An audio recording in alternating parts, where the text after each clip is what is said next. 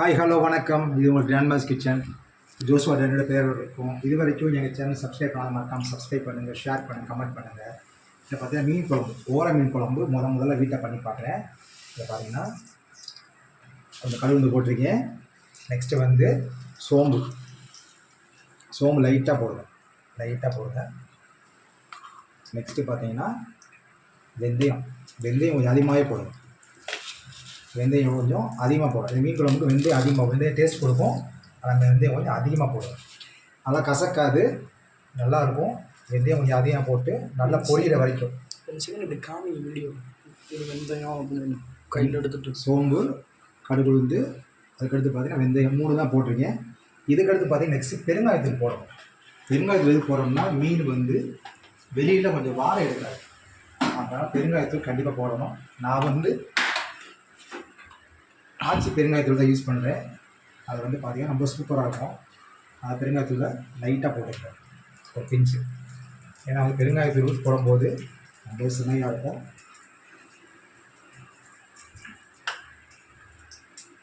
Next பார்த்தீங்கன்னா இது என்ன வந்து தக்காளி பியூரிஃபையர் அழைச்சிருக்கேன். இதை பார்த்தீங்கன்னா வந்து புதுசாக உங்களுக்கு ஆமாம், இது ஒரு சீக்கிரம் சொல்ல போகிறேன். என்னென்னு பார்த்தீங்கன்னா வந்து தக்காளி, அதுக்கடுத்து பார்த்தீங்கன்னா சின்ன வெங்காயம் சேர்த்துருக்கேன். சின்ன வெங்காயம் 20 வெங்காயம் சேர்த்துருக்கேன்.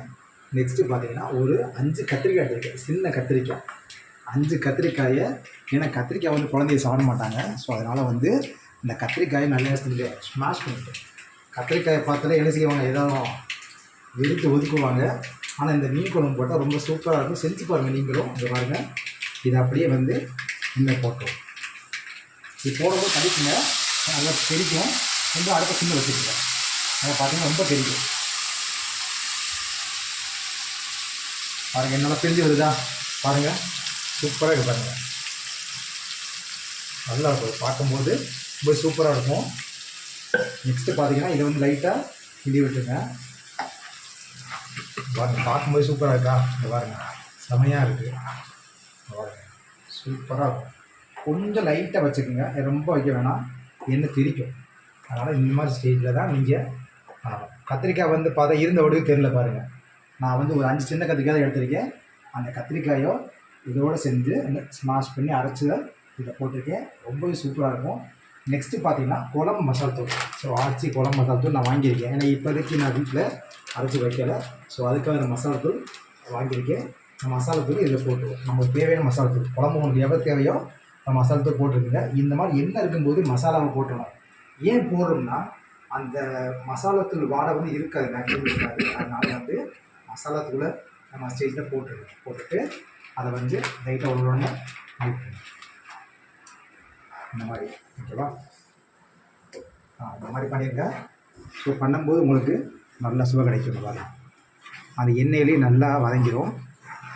பாருங்கள், கத்திரிக்காய் இருந்திருந்து தெரியல பாருங்கள், ரொம்ப சூப்பராகும், நல்லாவும் இருக்கும். நீங்கள் வச்சு பாருங்கள், யாருமே வைக்காத டிஷ் இது. ஆக்சுவலி ரொம்ப சூப்பராக இருக்கும். நீங்கள் கத்திரிக்காயை சேர்க்கும்போது ஒரு வித நல்லா ஸ்மெல் இருக்கும். அந்த ஸ்மெல் வந்து நல்லாவே குழந்தை விரும்பி சாப்பிடுவாங்க. நீங்கள் வந்து கத்திரிக்காய் சேர்க்காத குழந்தைகிட்ட சொல்லிடாதீங்க, மீனை வந்து ஒதுக்கிடுவாங்க. அதனால் வந்து இந்த மாதிரி குழம்பு பண்ணிங்கன்னா ரொம்ப சுவையாக இருக்கும். இதில் இந்த அரைச்சி வச்சதில் கொஞ்சம் தண்ணி ஆட் பண்ணிக்கலாம். தண்ணி ஆட் பண்ணி அதை கொஞ்சம் சேர்த்து இது பண்ணிக்கோங்க.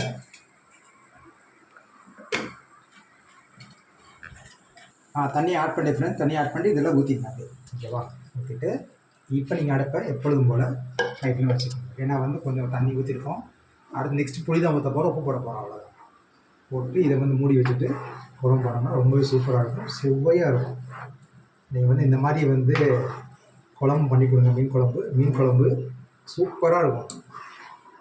ஏன்னா நீங்கள் கத்திரிக்காய் போட்டு இது வரைக்கும் பண்ணியிருக்கவே மாட்டீங்க, யாருமே பண்ணது கிடையாது. இங்கே பாருங்கள், சூப்பராக இருக்கும். இதில் நீங்கள் போடும்போது கொஞ்சம் தண்ணி ஆட் பண்ணிக்கோங்க. நான் வந்து கொஞ்சம் தண்ணி ஆட் பண்ணிக்கேன், ஏன்னா ரொம்ப கெட்டியாக இருக்குது. அடுத்து புளி ஊற்றும் போது கொஞ்சம் தண்ணி வரும், அவ்வளோதான். நெக்ஸ்ட்டு வந்து இது நல்லா கொதிக்கும் போது மீனை போட்டு ஆட் பண்ணிவிட்டு இறக்கி வச்சுருவோம். நெக்ஸ்ட்டு போட்டு பச்சை மிளகா நான் 3 தான் போட்டுக்கேன். உங்களுக்கு காரத்துக்கு ஏற்ப 4 வச்சு சேர்த்துக்குங்க. நான் வந்து 3 தான் போடுறேன். நான் வந்து பச்சை மிளகாயை கொதிக்க போட்டேன். பாருங்கள், மீன் குழம்பு பாருங்கள் எவ்வளோ அழகாக இருக்குது பாருங்கள், சூப்பராக இருக்குது பாருங்கள். வாடை சும்மா சூப்பராக குழம்பு. இதை வந்து பார்த்தீங்கன்னா இதோட வந்து பார்த்தீங்கன்னா இந்த புளிக்கரசில் ஊற்றிடுவோம்.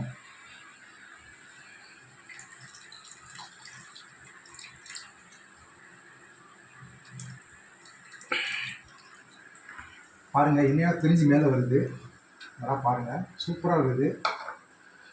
பாருங்கள் எவ்வளோ பாருங்கள் அழகாக இருக்குது பாருங்கள் மீன் பாருங்கள். என்னால் பிரிஞ்சு மேலே வருது பாருங்கள். பார்க்க எவ்வளோ அமேசிங்காக இருக்குது பாருங்கள்.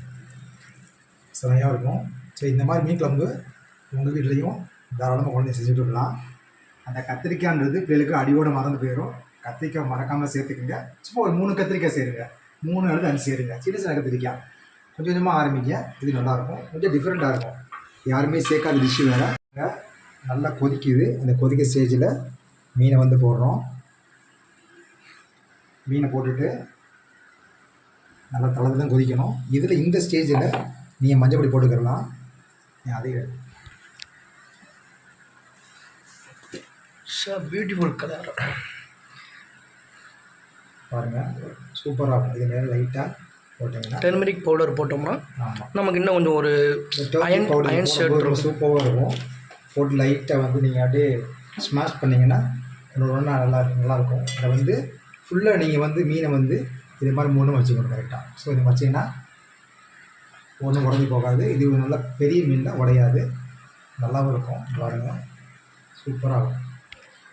லைட்டாக முக்கிய விடுங்க உள்ள, நல்லாயிருக்கும். பாருங்கள், சூப்பராக இருக்கும். எப்படி பார்த்தீங்களா, செம்மையாக இருக்கும். ஸோ ஸ்மெல்லு சூப்பராக இருக்கும்.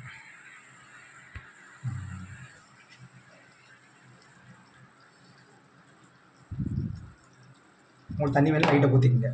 லைட்டாக ஊற்றிங்க, நான் கொஞ்சமாக ஊற்றிக்க, வேணால் ஊற்றிக்கங்க. அது சூப்பராக இருக்கும். இதை மூடி வச்சுக்கோங்க. லைட்டாக ஒரு 5 மினிட்ஸ் மூடுவோம். மூடிட்டேன். அதுக்கடுத்து நல்லா மீன் வந்துடும். அப்புறம் எடுத்து சர்வ் பண்ணிடலாம். மூடி வச்சுருந்தா வேட்டும். தேவையான போட்டுக்குங்க. ஸோ உங்களுக்கு காரம் வேணும்னா காரம் போட்டுக்குங்க. நான் வந்து காரம் வந்து கம்மியாக தான் போட்டுக்கேன். ஏன்னா எங்கள் வீட்டில் காரம் சாப்பிட மாட்டோம். உங்களுக்கு காரம் வேணும்னா அதிகமாக போட்டுக்கோங்க.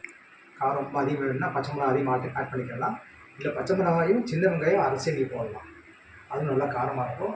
பச்சை மிளகாத்தூளும் நம்ம வந்து காஞ்ச மிளகாத்தூளும் போடலாம், சிகப்பு மிளகாத்தூளும் போடலாம். உங்களுக்கு ரொம்ப கலரியாக வேணும்னா நீங்கள் அந்த காஷ்மீர் சில்லி பவுடர் சேர்த்துக்கலாம். பாருங்கள் ஃப்ரெண்ட்ஸ், இந்த மூடியை ஓப்பன் பண்ணுவோம். இப்போ குழம்பு எப்படி இருக்குன்னு பார்ப்போம்.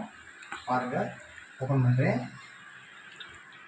வாவ், இது பாருங்கள் எவ்வளோ அழகாக இங்கே வந்துருக்கு பாருங்கள். சூப்பராக என்ன பிடிச்சது. எப்பொழுதுமே மீன் குழம்பு செய்யும் போது வந்து சிம்மில் வச்சா தான் நல்லா இந்த மாதிரி வந்து வரும். பாருங்கள், நல்ல கன்சிஸ்டன்சி வந்து பாருங்கள். குழம்பு சூப்பராக இருக்குங்க, செம்மையாக நீங்கள் சாப்பிட்டு மட்டும் பாருங்கள். சாப்பிட்டு பார்த்துட்டு மறக்காமல் கமெண்ட் சொல்லுங்கள். இந்த மீன் பாருங்கள் அழகாக வெந்துருச்சு பாருங்கள். பாருங்கள், இந்த ஓரா மீன் ரொம்ப சூப்பராக இருக்கும். ஓரா மீன் மண்டையும் நல்லாயிருக்கும். இந்த மீன் துண்டு இந்த பாருங்கள் செம்மையாக இருக்குது, பார்க்கறதுக்கு நல்லாயிருக்கும். உங்கள் வீட்டில் மறக்காமல் குழந்தைங்க செஞ்சு கொடுங்க. இந்த கத்திரிக்காய் மீன் குழம்பு எப்படி இருந்ததுன்றது என் கமெண்ட்டில் சொல்லுங்கள். கமெண்ட்டில் மறக்காமல் உங்களோட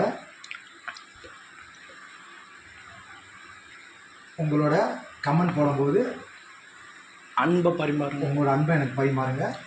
எப்படின்னு இருக்கிறத மறக்காமல் குழந்தைகள் கொடுத்துட்டு கமெண்டில் எனக்கு மறக்காமல் சொல்லுங்கள். ஆமாம், எனக்கு எக்ஸ்பிளைன் பண்ணலாம் பண்ணிடுங்க. உங்களுக்கு என்னென்ன சேர்த்துருக்கோன்றதை நான் டிஸ்கிரிப்ஷனில் உங்களுக்கு கொடுத்துட்றேன். மீண்டும் அடுத்த வீடியோ சந்திப்போம். அதுவரை உங்களது விடைபெறுவது உங்கள் டேனியல். பாய்.